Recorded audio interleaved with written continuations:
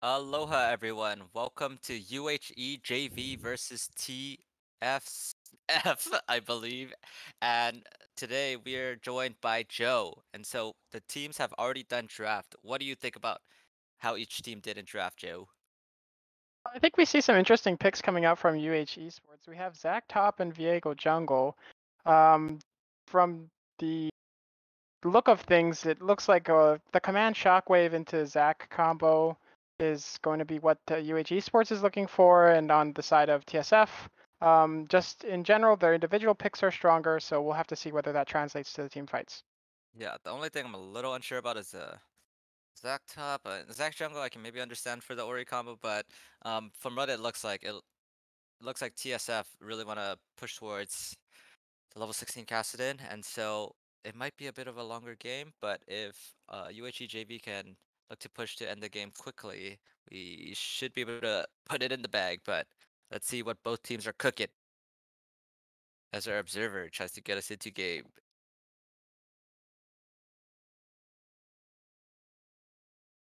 And I just got the cue that it is still loading, and maybe it's just our observer's fault for having the worst PC in the world. What are your thoughts, Joe? Yeah, honestly, I believe Yeah. we should get some funding for this Oh, no, crucial, okay, I crucial. don't know about that. Okay, so Mr. Observer, this is a try. Can you please zoom on out? Like, the good observers. I'm just kidding. We're about to get in, and so I'm pretty sure we're gonna see a standard level one.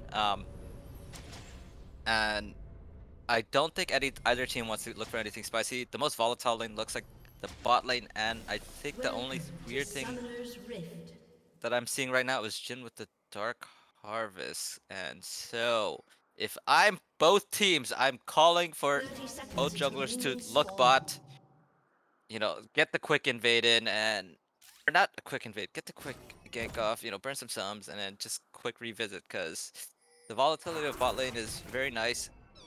We also see Conquer on Kassadin.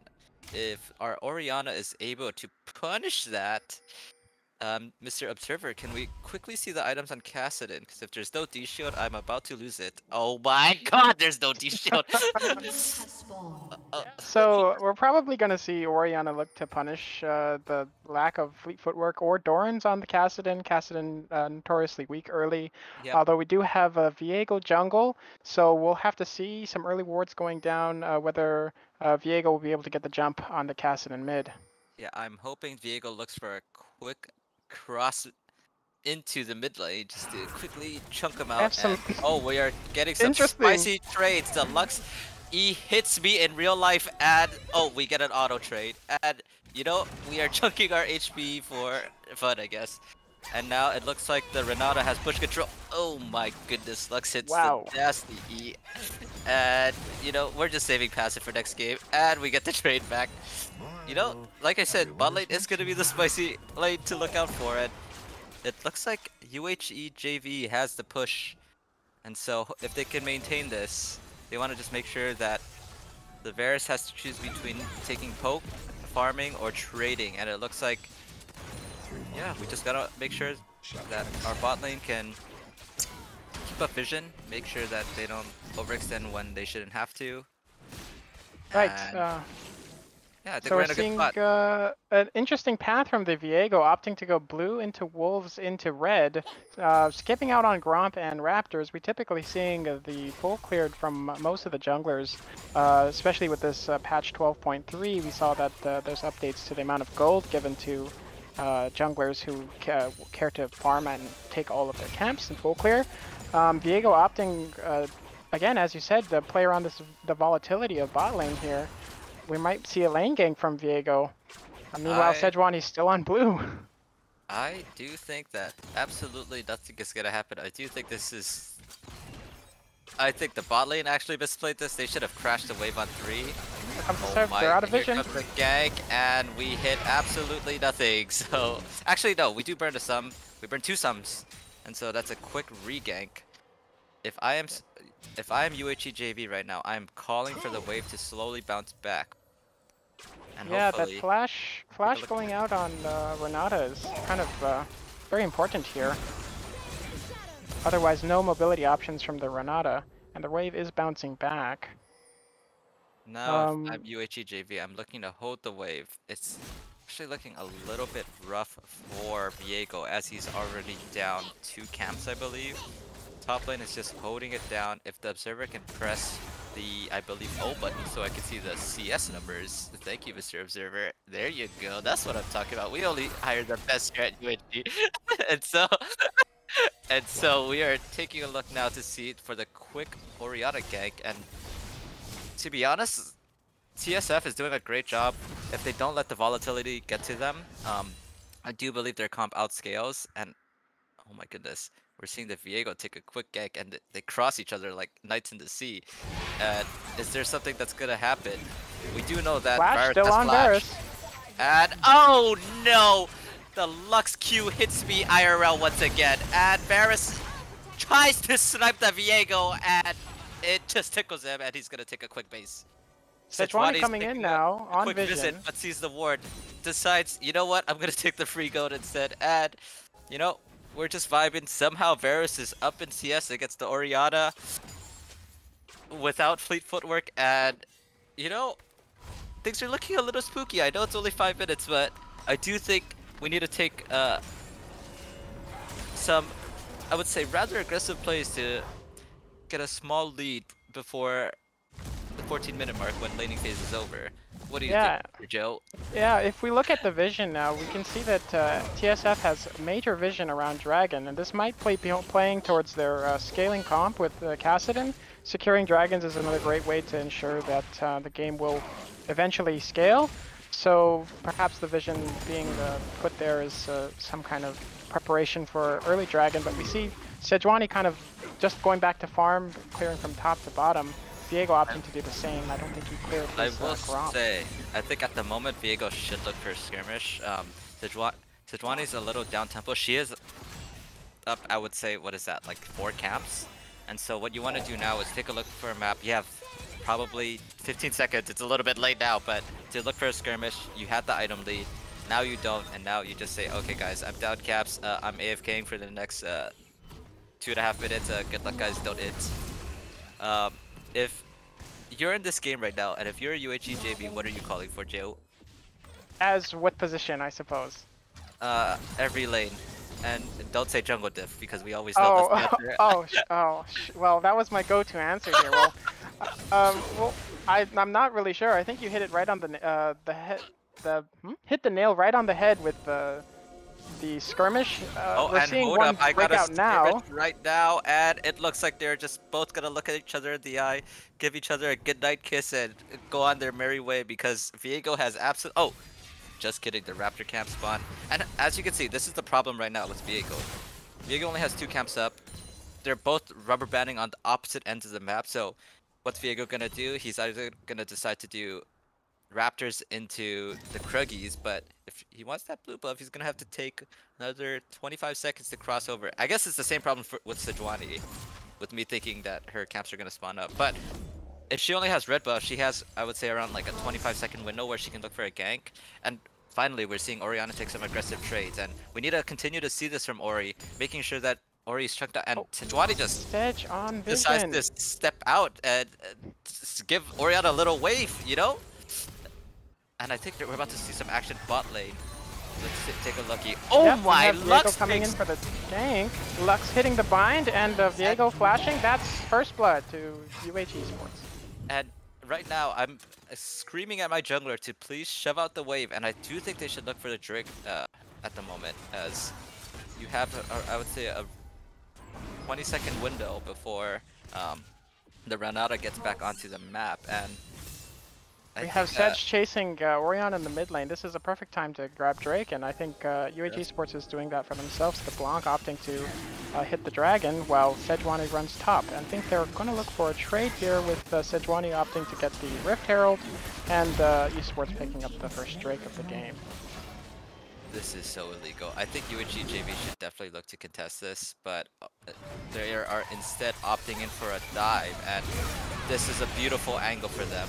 If they can make sure no one dies, and he does, and he gets a double, and oh my goodness, the Jin just sniped me IRL. Oh my goodness, bullet wound straight through my heart.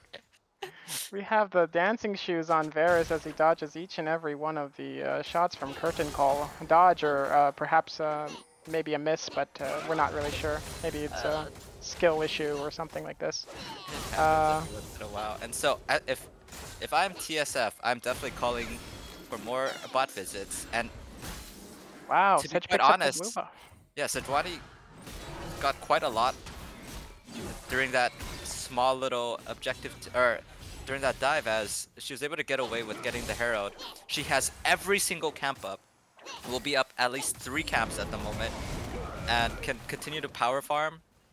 And I would essentially say be a little bit more useful if she can keep this up. Right, so being ahead on those camps again is so important with the recent buffs to how much gold and XP junglers are getting. We're going to see Sejuani go for a top to bot clear, so again we might be seeing another visit from her in the bot lane in another minute and a half or so. Meanwhile, Viego also on the same side of the map. Is Sejuani's actually down tempo, as even though she's gonna clear from top to bot, she has not gotten the base off. So if the observer can press the X button, as you know, I mind control them to do in 3, 2, 1. Yo, my. Okay, if it's not the X, but press chosen gold, because I want to see how much this Sejuani is sitting on. 1,400 gold after the full clear's probably going to be at what, 2k. Probably needs to get a quick base off, maybe look around the map. And let's go back to the item, you amazing observer, as we all know who you are.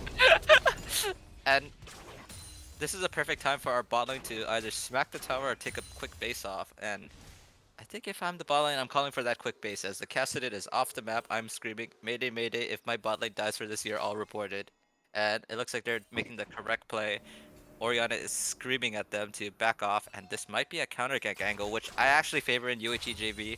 Non-biased. It's mainly just because that Viego was able to get a buy off, and oh no, he showed a little too jumping early. the gun on the, they had no vision in the pocket, but they jumped the gun just a little too quickly. They're opting to take the fight. Varus R comes down. Cleanse blown from UH Esports. And can the Jin hit this time? That's 1. Focusing That's 2. Arc Flash. Sejuani ult coming down. And TSF Arc Flash goes down. Now it's the Blanc on Emperor. We have another 1v1 with Lux and Varus. Emperor flashing out. So we have a lot of sums blown from TSF. Meanwhile, Cassidin's looking to close out this fight. He may have disconnected. Never mind. He's just going to drop the ward and I think head like out. IRL or. So I think what happened in that play was, again, what I just mentioned. The Sejuani has still not gotten her buy off, and she is sitting on, I would say, at least 2k gold. And so even though the fight did look good, they were just at an item disadvantage. And so right now, you just want to try to slow the game down, tell your bot lane not to die. I know if I was the Varus and out of there. I was definitely calling for the jungle to back, but in that case, the jungler needs to say, hey guys, we should not be fighting this. I need to buy. I'm sitting on too much gold. She has still not bought. Like, yes, she is up so many camps, but at this point, you were losing so much. And the Orianna Man, Shockwave sombreros. missing It as happens. the Viego tries. So the Sejuani needs to back. Please, Sejuani, I beg of you. Sejuani, please, please. You need to Oh, stop. and we have a 30 skirmish. We have the No, 2v2. Oh Mr. no. Observer, please press whatever button to show the. What? And the Rift Herald coming down from VIP Emperor. It's The Rift Herald? unguarded. It might just die to Orianna. It's not gonna Slapping do it. anything. Because it's in the middle of the wave. But you know, we have to think about this in terms of their comps, right? We have the Kassadin who's going to eventually scale until even if he lags IRL, nothing's going to happen. I highly doubt anything's going to happen here. If anything, VIP Emperor is going down. We know they burnt the flash earlier. Nothing happening. But as we see this, as the game goes on, and the longer the game, the more in favor it's looking for TSF's comp here. We have the Kassadin, we have Gnar, who's always going to be very impactful in these team fights. Meanwhile, we have Dark Harvest on Jhin, which does allow him to scale a little bit, but probably not enough to matter when level 16 Kassadin is flashing on you and doing damage every 1 second. I'm sorry, I got stun locked. I could not believe. Yeah, you're getting stun locked here by the Radiant Virtue buy from Sejuani, but all in one. Oh, and we have a little skirmish going top between the two tanks. Does anything happen here? The only issue is Zac has actually lost his passive already, so I think if this fight continues on, we are gonna see Zac winning. Flash coming out. And by winning, I mean winning the sweepstake to go back to base. Am I right? He's just won himself a one-way ticket to a fountain.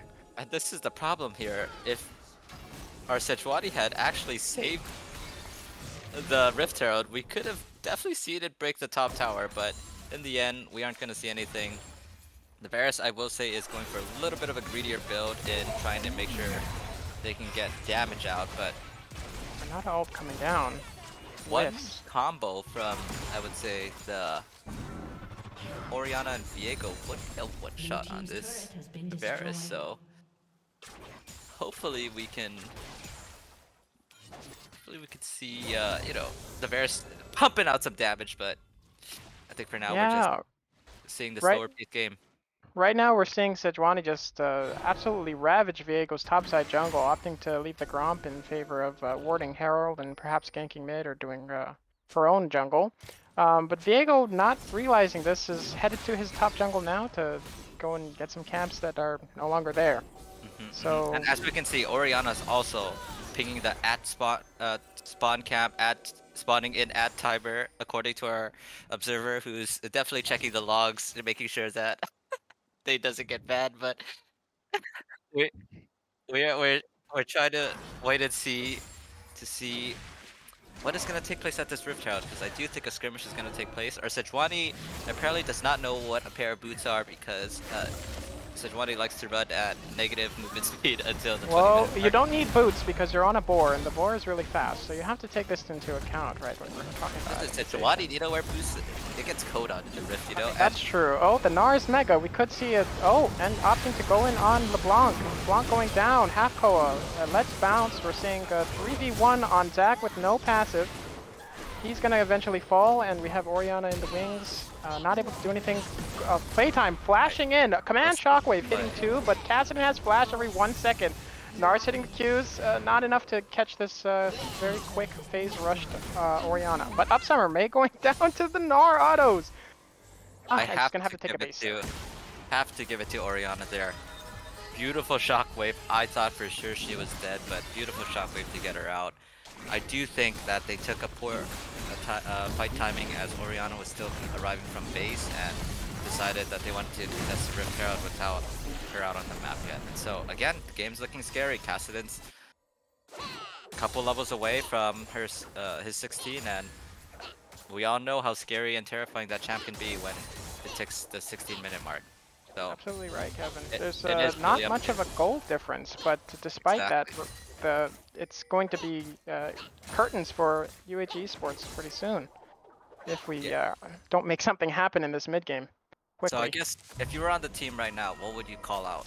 to try to boost morale, get them back into the game. What's your game plan? Well, I think it's really going to involve Zach and Viego trying to make some kind of offensive, perhaps even baiting mid laner and having Zach and Viego follow up on a command shockwave. It's going to have to be something like this where the Kassadin overextends and command shockwave hits, but without the Viego, I just don't think there's enough damage to actually catch Jacobium. Yeah, I think the other issue too is they are going to significantly lack damage trying to like one-shot the Kassadin. Longer fights, I'm sorry, tend to favor Kassadin, in which he's able to weave in and out, and unfortunately, unless we hit an Orianna ball, Viego stun, Viego ult, Jhin final bullet, it's a little spooky, and so we really need to look for a spicy play to try to figure our way back into the game. And right now, it looks like we're doing just that, trying to break a second tower with TSF trying to drop that Rift Herald in bot lane, and this Rift Herald looks to be significantly more useful, and I do believe the Drake is spawning soon in 22 seconds, and so how would you want to approach this fight if you're UHEJV, Joe?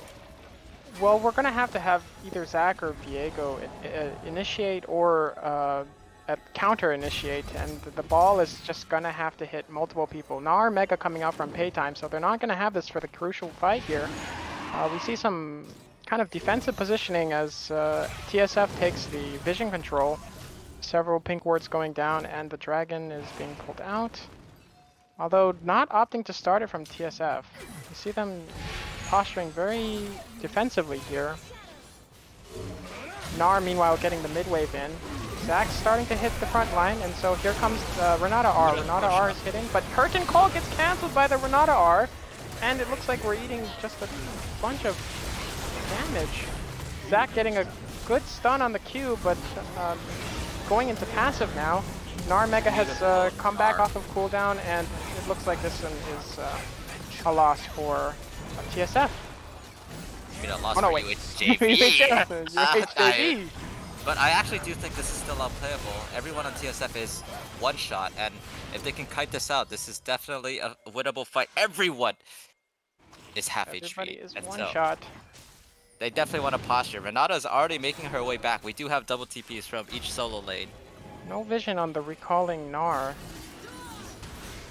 Let us see how Jhin plays this out. Jhin is a little overextended here. Don't have vision.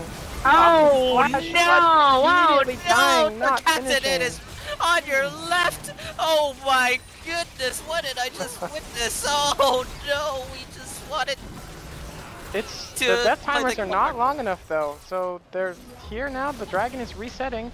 Both Command solo laners shockwave whiffing. all back. Renata hitting the Q. Ori has the flash. Upsummer is now down a flash, and without the critical ultimate that might be able to turn this fight, it looks like UH is opting to give up this dragon. TSF takes the second dragon of this game. So now, if I am UHEJV, I want to make the game as chaotic as possible. I would not want to let Kassadin sit in the side lane and scale. Gnar's a little fed. I think our team fights are going to look a little bit rough, and I think the game is going to slowly slip away, unfortunately. If TSF continues to play this out cleanly, I do believe they're in a huge advantage. And Varus is about to back too with, I would say, 2.5k gold. So let's take a look at this Varus buy. Oh my, am I a genius? 2.5k Yeah, he gold? called it spot on. What did they buy? Let's see. Homie's taking a vacation or what? Oh. What? What? Whoa, You're going not crit interesting Varus build. after 13.1B? Yeah, You know, we might have a like chance. We don't read patch notes.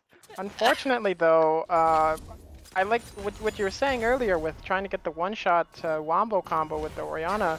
Unfortunately, Orianna opts for building the damage over time Leandries as opposed to something more bursty like Ludens, or maybe even something more utility-focused like Everfrost.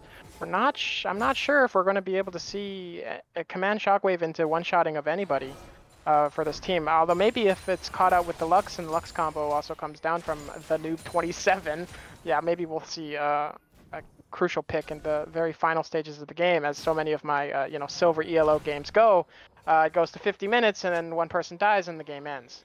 So we'll have to see how it plays out for As we can see, esports. UHE JV is looking a little stressed as they're slowly pinging the enemy's bounties, saying, "Hey guys, let's try and kill this one, and maybe we have a chance of winning." And so I think you're right. We do have to rely on that luck to maybe look for a quick light binding from out of fog, and hopefully that person's Kassadin, hopefully that person's Varus, preferably at the same time, and preferably on an Oriana ball, and preferably everything A lot goes of things perfectly. are going to have to go right for UH Esports to turn this game around.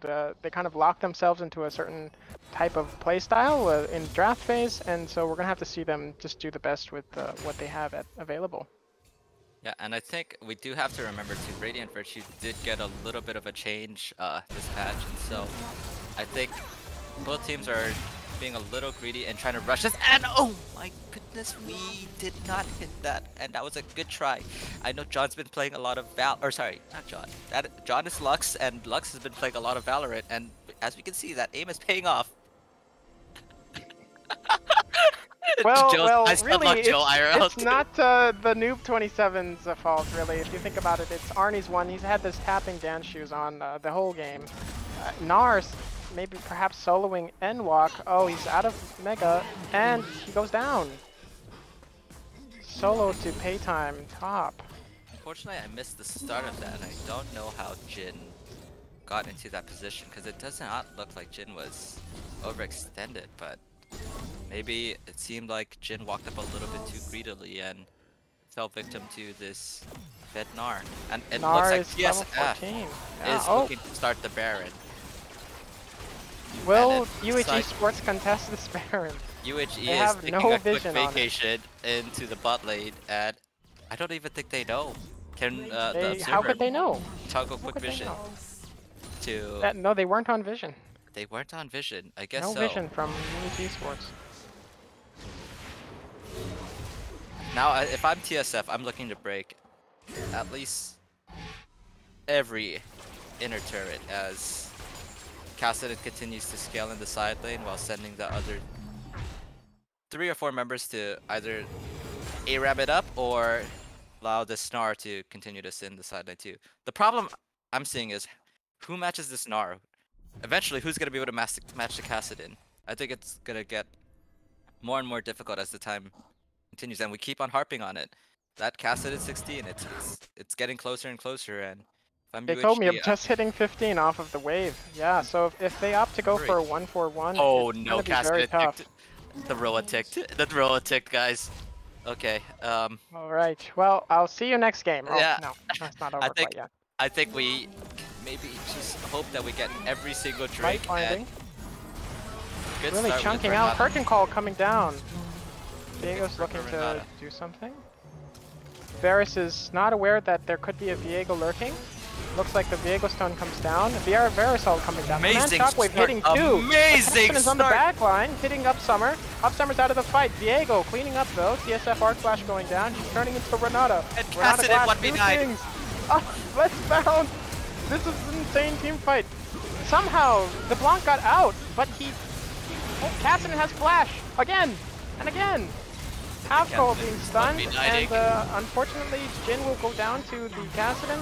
Lux ult coming up because that is a fair ability, and Half-Cold now has to duke it out with the flash on 1 second cooldown Jacobium. He goes into passive, looks like it's going to be just Lux and Kassadin up, assuming that Kassadin gets enough mana to clean up Half-Cola. No. And if we look at the wave state here, we have red minions for TSF pushing into top, and it looks like mid will also be pushing in. Actually, all lanes are pushed, so after they come up, after Emperor comes up on 10-second cooldown, although UH Esports does have the death timer cooldowns, the wave states are just looking really good for a TSF dragon, again, the third dragon of this game. Yeah, and so the third dragon is about to become the fourth dragon, and Kassadin's about to run onto the map with a newly completed Roa. Yes, you are all good. And so Kassadin is like mighty spooky. We're all being chillin'. And so as you saw, that was an amazing start with UHE picking off the Varus instantly, burning the flash, but I think we saw the power of Kassadin 1v9. This is definitely what the Chinese Elo booster Kassadin looked like in my game. And at this point, I am trying to scream at my team, trying to figure out, hey guys, how can we get back in? Because I think this Kassadin, as long as there's a Sejuani in this game that can hold the front Sejuani is line, able to walk. Kassadin Lux is is able to looking just out of begin line up. position here. Amazing start again, huge chunk onto that Renata. The TP's down. And Renata is able to heal off some honeydew fruit. So we're seeing the Kassadin's- Kassadin really aggressively positioned here at the start of this fight. It's looking like a 3-2 split for UH Esports here. And I think this is a little risky. We do have the Mega Meganar's Gnar up. They're gonna look for Half this. pull going in. Curtain call coming down. Lux final laser. Here comes the Renata R. The Renata R is huge. CCing 2 members of the team, and it looks like that will spell disaster for UH Esports as Sejuani comes to kill in Upsummer, closing out 3 lives from UH Esports. No Baron on the map, but this will surely be enough, more than enough to get a few towers, perhaps an inhibitor mid. A good look from the Orianna and Zac, unfortunately was not able to pump up enough damage, and this Kassadin and Varus have scaled to the point where it's hard to maintain them in fights. This Kassadin is weaving in and out, and no one in UHE can blow them up, so I think right now you want to take a look at that Baron. There's 90 seconds left until it comes up. Maybe we can look for a Miracle Steal, and in that instance, we can break some towers, get some objective bounties, slowly claw our way back into the game. But like we said, this Kassadin is already at the beautiful point of the game where they're having a great time, just enjoying life, doing damage, padding some KDA. And we're just gonna chill out, and we're gonna see how UHE can find that miraculous comeback. Yes, it's going to be an uphill battle for UH Esports here. Just now backing for TSF. They'll be coming onto the map with some strong items, a pickaxe pickup from Varus to help his crit Varus build. 5 kills onto the Kassadin, and just seemingly unstoppable at this point. It will take a miracle to lock him down enough to kill him, and as you pointed out, just lacking the single solo burst power, aside from the the Miracle Lux light binding, is going to be tough to close out Kassadin. Because as we've seen in the past 2 fights, it's like it's pretty even until Kassadin comes in and hits 3 or 4 people with ult and combo. Renata Glass ult just really locking down the team. And it's looking harder and harder for people to kill this Varus as just finished the Wit Den, and now this Lux, this Orianna, and this Zac won't be able to do damage on this Zac. I mean on this Varus, and yes. Oh my, beautiful dodge. Oh, flash coming in from both, trading Paytime and Halfco's flashes, and Zac lives. Meanwhile, the fight's breaking out without both tanks. That's a Sejuani, VIP ever goes down, but Kassadin is wrecking havoc on UH Esports. 1, 2, 3, triple kill. Do you see quadra kill on the Jhin? Who stole the Penta? Oh, there's still 2 people alive. Wrapping I'm just kidding. around, we'll have to see. Looks like they're just going for the end. TP coming in from Jacobium as it clears out the mid wave. Paytime getting poke on Halfcoa and on Elmwalk. Oh, this might. Oh, actually, Kassadin does have debuff, so it is gonna be. Oh, huge Onara! Even though the cleanse came down, it's not enough. Enwalk just barely escaping. Zanya's coming out from Jacobium. And that looks like it'll be it. That'll spell disaster for UH Esports as TSF successfully close out the first game. Beautiful stuff from TSF, and we were able to see them close out the volatility with their bot lane, slow the game down from mid, and a beautiful sequence of events, and they're able to hold it out. And what do you want to see change for game 2, Joe? Yeah, so I think we're going to have to see some more kind of coordination in terms of the goals of UH Esports comp. We saw that they had a very, TSF had a very clear-cut goal. They want scale, they want the Varus to be able to one-shot people and Kassadin to hit 16 and delete the team. To help that, we had Gnar and Sejuani. Alternatively, on UH Esports, we had this kind of mix of this middle game aggression with something like the Viego and Orianna, but we also had pick comp with things like Jhin, Lux, bot lane, and pretty much no other support, and some of the item optimization not helping out that pick comp that they were maybe going for down in the bot lane. So hopefully this next time we'll see the draft phase kind of give a very clear identity to what the team wants to achieve. And if I'm TSF, I'm asking the team, hey guys, let's chill out. There are times when we were looking for skirmishes when we didn't have our base yet. And so, yeah, I think fantastic job. And I think we're going to cut it to a break. We'll see you in game 2.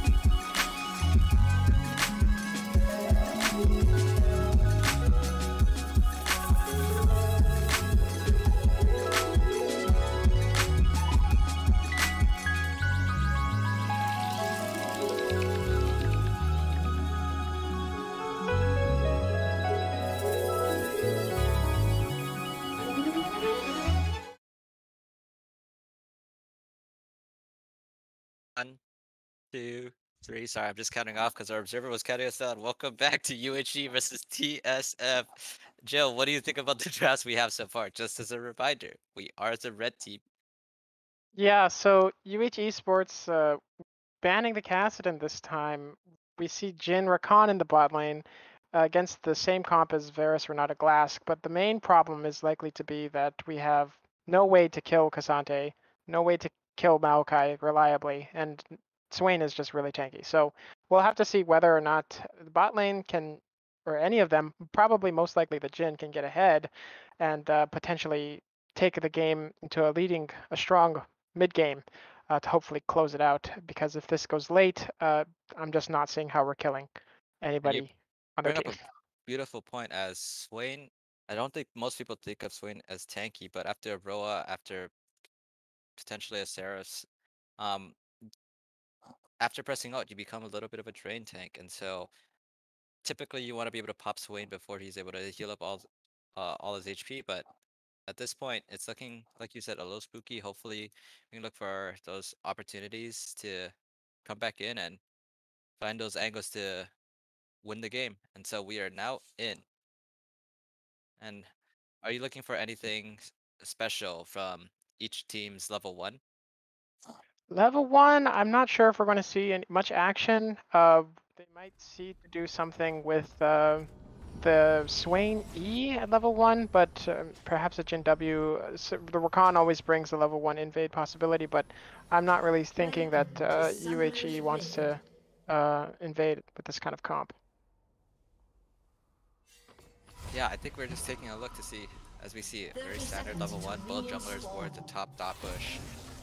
And we do have a tiny little skirmish between the bot support players, and it looks like our Rakan is opting not to use their ward in the tri-bush.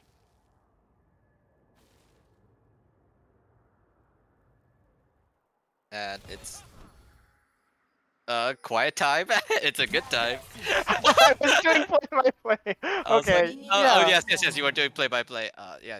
We're trying to figure this out. We're working out the kinks, you know? Yes, And so, yes. right now, I think, as we can see, both junglers are gonna start topside again, and it looks like the bot side is gonna be a little spicy, and it's funny, as we can see, TSF are trying to fake a leash, but UHE JV were able to get a ward down in that bush, so they know that there is no leash happening. And so what I would do right now is walk up to the lane and try to get that push out.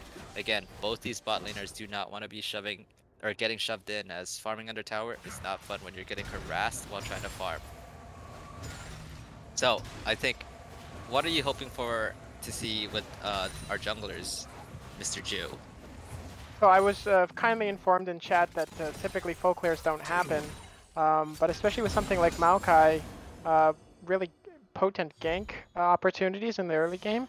So we may see that Maokai goes for a gank on Malzahar and potentially going bot. Malzahar, after his shield's gone, really no way to get out except by burning the flash. Whereas something like Rakan has a little bit more mobility, can kind of weave in and out of the fight. Well, we see a level 2 all in here. The Jin W coming down after a knockout from the Noob 27. We have Jin Q, good damage. We have Ignite coming out from UHE. And Arc Flash lives starting to pot up. They're still level 1 though. So we'll have to see whether cooldowns will come up. This minion will die and they'll hit 2. So good all in, good attempt from the bot lane. Probably just look to push in this wave and hopefully have it bounce back. Yeah, a little bit of a disgusting exhaust from the Renata Glass, as she decided to exhaust the Rakan, who typically we know pumps out massive damage. But I think right now we're just waiting to see both jugglers take a visit down in the bot lane and hopefully stabilize, as it looks like bot lane just don't want to back. Oh no, they do. And so It's a little bit of a trade going down. That Shen Q hitting pay time as it's through massive damage on the Q. While the initial trade looked like it was in Paytime's favor, or Halfkoa's favor, coming out on the end of that trade, victorious. and it's looking a little scary, as Shen is only up 6 creeps, and we see a massive tsunami of a wave coming in from the top side. So if this Cassante is able to pick that up, we might see a huge lead starting up in for the top laner of TSF, and we are seeing a Huge heavy trade from Jacobium onto Upsummer, although these minions are going to do Upsummer's bidding as the trade actually comes out even, despite such a overwhelming lead from the early burst on Jacobium's half. Nocturne coming in for the gank. Oh, trading flashes mid and eating a tower shot from mid tower. We have cookies from Malzahar. Oh, we don't. Malzahar is actually going to be running a little here, has no mana, and Maokai in the vicinity. Might look for a gank here. Yes, Maokai hovering very strongly. We know that we just burned flash, so if he steps even... Oh, Maokai going in for the gank. Here it comes. But the shield into the eye of Noxus, and boom! First blood going down for a TSF. Picked up by the Swain. Beautiful gank from Maokai, hovering at just the right moment, and we are gonna see another gank in the top lane that is thwarted by the broken summoner ability called Ghost. Immediately burnt. Yeah, just getting out of there. No questions asked. Yep. Now I think we're just gonna see a slow and steady game again, and again, this is the nightmare. We don't want to see them get too tanky, as we are gonna struggle having the damage trying to kill the 3 beefy top side of TSF. Yeah, so it looks like the noob 27 could be positioning here quite aggressively. He can stand up on the wave. There's not really much that TSF can do here. The wave is coming in at any rate. If they step up even just a little bit wrong, we might see kills coming out from the bot lane, even though Exhaust is coming back up from TSF Arc Flash here. Back to farming in the mid lane. As Malzahar does, Jacobium eating a little bit of a poke from the Malzahar. It's his hobby. And another trade. Shen hasn't backed. Backing now. Also going for quite the build. It's Sorcerer Shoes. Very unique. You don't see that. Yeah, what do you expect to see from this, Kevin? The Sorcerer Shoes first buy on the Maokai. What kind of thinking is here? What I'm thinking as this Ferris is, if you don't do more damage than me, you're benched. Because I definitely want to make sure that my Maokai can throw as many saplings. And usually, you know, you get something called the CDR boots for that. But, you know, maybe this Maokai's confident. Maybe this Maokai's like, Ferris, you shut your mouth. I will carry you to the promised land. Now, let me carry and do my build. I do me while you do you. You know? Yeah, I mean, to each their own. And even if their own happens to be Sorc Boots first purchase on Maokai. We're seeing these trades from mid lane come down. It seems to be that as long as Swain can hold the queue for Malzahar's minions, that the trade will be in the favor. Oh, we see Cassandre going all out, but Shen just taunting out of the turret. We'll have to see whether this amounts to anything, given Shen still has his W. W going down now. And missing the Q. Shen Q is going to do a billion damage now because it passed through somebody. And it looks like Paytime is not going to get the payout from burning the ult there. But we will have 6 on Shen. No vision currently on the bot lane of TSF. We have Stand United available. Nocturne is a little slow walking out, and the shield is late. Oh, here comes Stand United down, and we're also burning the ult. Let the Shen go. Shen's 1 HP. Half Koa, boom. Double knock-up and Paranoia coming down now from Nocturne, which is going to look for the Renata Glass, but it's going to be revived by the Renata Glass passive on the E. So an unfortunate trade, not in favor of UH Esports here. Absolute disaster. I definitely knew that UHE JV was calling for that Shen ult, but that Shen was 1 HP from the earlier trade, and so by going in, he just walked into his death trap. And so we're about to see Santi with fat lead, getting that tower plate, getting all those minions, probably backing with around 800 gold. Yep, I called it. Okay, that's like 950, but you know, good enough. You got the Kindle gem. Now we're at a good spot if you're TSF. You're trying to, once again, stabilize the game. Try to make sure that our frontliners are going to get beefier. This Jhin is going to be very behind, trying to pick up that call, making sure that they can scale. But again, that does lower your mid game quite a bit. I'd see a skirmish breakout here between TSF and the Blanc, but it looks like they're both just backing off. An unfortunate misstep onto vision for Nocturne there, accidentally getting spotted on the mid wave, as both junglers try to clear it from top to bottom again. Another skirmish going down between top lane Half Koa and Paytime.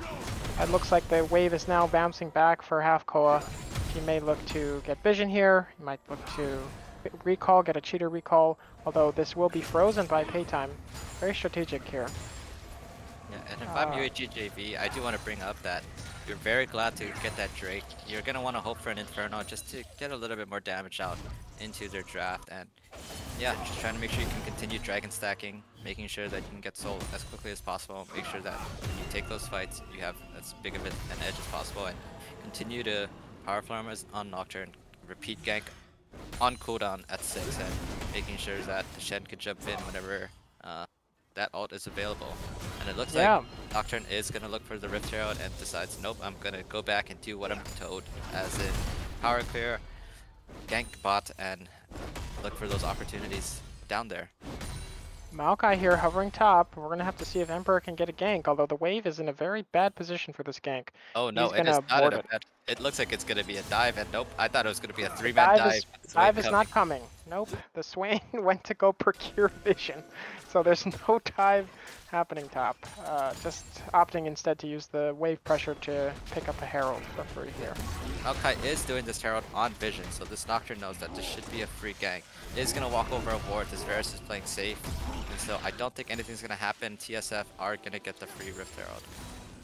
And that's got to be tough. An exchange here for Nocturne trying to make something happen bot and really not getting anything. If you were in the position of this Nocturne, what kind of steps are you looking to take to try to control over this game, reclaim control?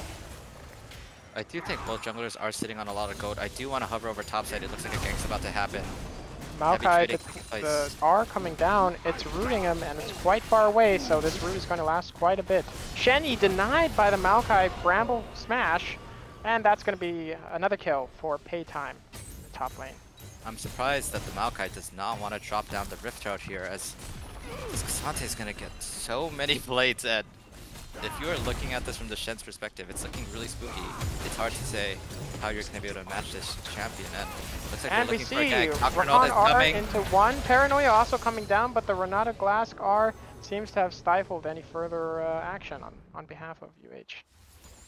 Beautiful engage by Rakan, burning both summoners from the Varus without even burning their own flash, but I don't think the Nocturne was in range to get that off. And oh, just kidding! It looked like the K'Sante had the Rift Herald. Oh my god. Okay. Mr. Observer, can I please get a go check? Go check? Chat, go check, go check. 3K. Oh my. Oh, 2.6. Oh my goodness. Okay, guys. We're gonna need to shut down this K'Sante because I don't think anyone's gonna be able to match them in the side lane. And with Jin as our AD carry, it looks like damage is gonna be a little lackluster until we can get 3 items. It's a huge gold lead amounting for TSF here. UH is gonna again have to play on the back foot. This Malzahar pick really not seeing much action in the Swain lane. Most of our focus has been on bot on behalf of the Blanc. Meanwhile, Maokai opting to gank top and let bot do their own thing. We're gonna see the first or second drag come up now. What type of drag is this? Is this an Earth Drake? Yeah, Earth Drake. Vision is probably gonna come down. The way that this team fight probably has to play out is Nocturne has to get access to the backline and immediately delete them, despite only having a serrated Turk and Caulfield's hammer The issue to here have a is they chance. don't have the ults though, so I do think that UHE JV is just gonna opt to give this up, try to get some plays on top side, and try to recover from there. As yeah, I don't see an opening, and it looks like K'Sante is gonna even be able to TP up, and I don't even think they're gonna lose any. They're not gonna lose a single plate. This has got to be tough for UH, playing on the back foot and not being able to catch even a single tower plate. We have Rakan though hovering mid here, maybe looking for action onto the Swain. We know that both sums are available for Jacobium here, so we'll have to see. It'll have to be a one shot or just flash away. Rakan does have the item that applies Grievous Wound and Ignite. You are right, and so maybe this might be a gank angle. 3 ults being burnt onto Jacobium. He flashes away and ults. The fear coming down though, and he goes down. Damage, and so what? How many sums was that? 2 sums for 1. We also did burn 3 ultimates. And so, you know, we're gonna call that burn. Now the Swain is psychologically damaged. He has taken some psychological damage. He is very tilted now. maybe, you know, maybe it's just an attempt to get some leverage on the otherwise passive lane between Upsummer and Jacobium here. Farming bot lane. Oh, going down. Maokai ult coming down. It looks like Malzahar has overstayed his welcome and eventually falls to VIP Emperor. Was there an assist for Cassante? Oh, I guess there was. Curtain call. Almost closing out Varus, not quite. We do see flash on both on Jhin, but it looks like we're going to not flash there. He's going to get away with 1 HP. Recall.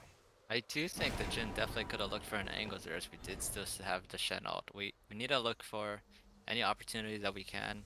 Swain already has 3 minutes on the roll, and time is of the essence. And so opportunities are dwindling. This Cassante is going to continue getting stronger. Most likely up 2.5k gold, and so yeah, things are looking scary. The Varus just finished their Mortal Shield Bow, making it harder to one-shot.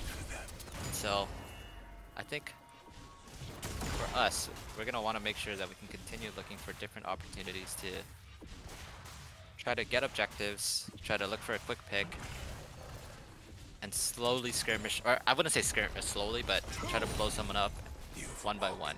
And so if the observer can quickly show us what is the next Drake, because I don't think it's possible to get another Earth Drake knowing that. I mean, to interrupt you, but we're going to be seeing the gank from Maokai onto Half-Koa here. Not going to be able to escape this, despite having sums. He's just too overextended without the turret there. I don't know why it says it's going to be Earth Drake, but it's going to be a Hextech Drake apparently.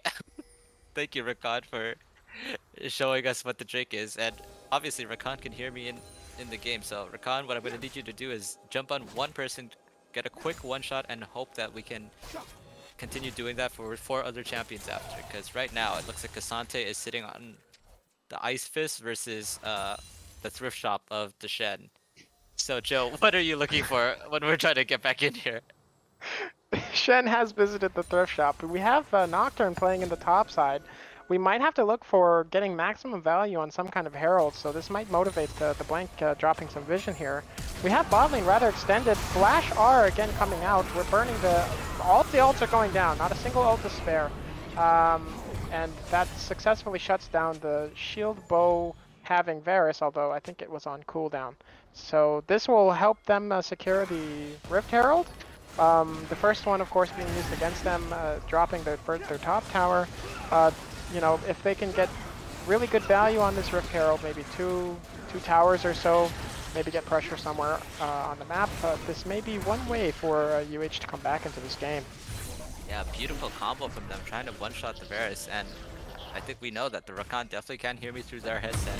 But I will say, the one thing that I'm a little... It's a hard conversation. We definitely want Sork boots on that Malzahar because we just need that damage to make sure we can kill them. But we did have to burn flash, and I think Ionian boots does have a little bit better value if we have to continuously flash ulti them on Malzahar. But we're gonna see. Maybe this is the better play, as we do need that damage to slowly and surely give them that edge to win out. And speaking of trading, we weren't speaking of it. We see that Rift Herald coming down in top lane as a Hextech Dragon is coming up. So it looks as if they're looking to trade several towers top, hopefully, for the Hextech Drake. We see four members of the UH Esports hovering topside. Meanwhile, 3 are on the Dragon, the 4th Swain is on bottom tower. The Rift Herald will likely fall after this tower goes down. And that's about as far as they can get it. 4v1 on Cassante, he's going all out to get out. He's going all the way out of there, and that'll be the end of that fight. He's going all out into flash. not gray screen, and Renata decided, hey, I'm gonna burn flash for fun. You know, I don't really use it anyways. This game's not gonna happen. And as you can see, TSF are trading 2 extra towers, the mid and the bot tower. And so, what was actually a good start for UHE, it turned into and we see just an overstay on behalf of UH Esports. The lockdown from Maokai and Varus picking up 2 kills. Cassante no going all out. He has Paranoia comes down, but again That's what we discussed in draft. He's just too tanky, and there's no way to kill him. We have 3 very hulky people taking down the remnants of UH Esports. Nawak now falling with a flash coming out from from Nawak anyways, but dying anyways. And Swain is, you know, just getting huge value, just sitting top, or sitting bot rather, farming wave after wave and getting tower damage. You may expect the bot tower to fall very shortly as mid tower simultaneously falls. This is a huge overstay on behalf of UH, and it's costing them quite a bit in this game. Yes, I totally agree. And Maokai is able to get away with a very greedy beat and build in the tier, and is gonna be able to continue to scale. And it looks like Swain was able to get that bot tower too, as we can see in the gold graph. 3k up on top, 1k up in jungle, 2k up in mid. So I'm trying to do the math. 1.2k up in AD, and support doesn't really matter. So nearly 7,000 gold, right? It's 7,000 gold nearly, difference. and actually every lane, and UHE, they're gonna have to pull something out of their hats to try to make a miraculous comeback, because things are slowly looking more and more rough as the game continues onwards. Yeah, the next objective is going to be Baron and spawning shortly here, although I'm not sure if either team is really in a position here. The wave state for TSF is looking really good. Top and mid are pushed out. Now it's bouncing back. Top has yet to be cleared, but generally here we might see some kind of vision going down on Baron. Meanwhile, Cassante, no TP available, and we do have both United We Stand and TP from the Shen. So we'll have to see if some kind of desperation Baron play could happen for UH Esports, although they're not in a leading position to be able to do so. We see the 2v1 on Cassante here, though, from the Rakan and Shen. Jen slowly adding. And the Rakan goes down, but Cassante is going all out, and somehow is evading every shot. The Shen taunt comes down. Curtain call is curtain called, as we see Cassante playtime almost getting away with the skin of his teeth. Paranoia coming down now, the Baron fight, but Renata Glass immediately stifling, and Maokai with the smite to secure Baron for TSF. I think it was actually 1 HP. I know we don't do replays, but I'm gonna ask the observer to please replay that in just a second as the fight continues on. Yeah, it looks like UH Esports is getting caught up half Koa, almost going down.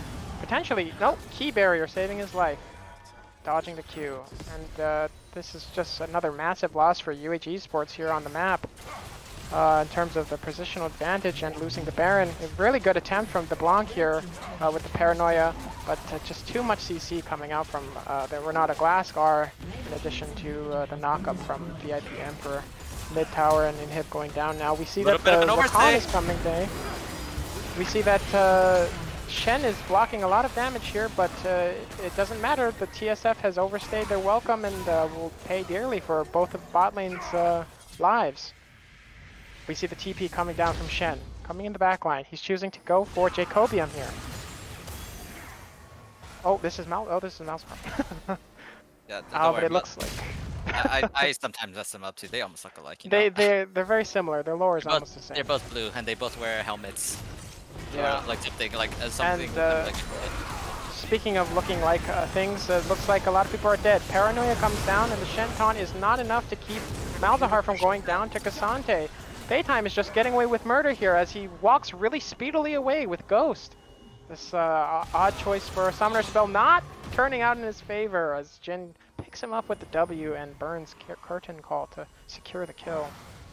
Multiple shutdowns, and I know I asked for a replay on that Baron, but I don't think we'll get the opportunity to. But that all started out with Varus accidentally throwing a Q out when they were under tower, and right then and there, the Shen, the Rakan, they pulled the trigger and blow up the Varus, giving away a huge shutdown. They give up a Drake. What was once an 8k gold lead is now down to 7k, which I know sounds copium, but it's a start, and we're looking for any opportunity back into the game that we can get.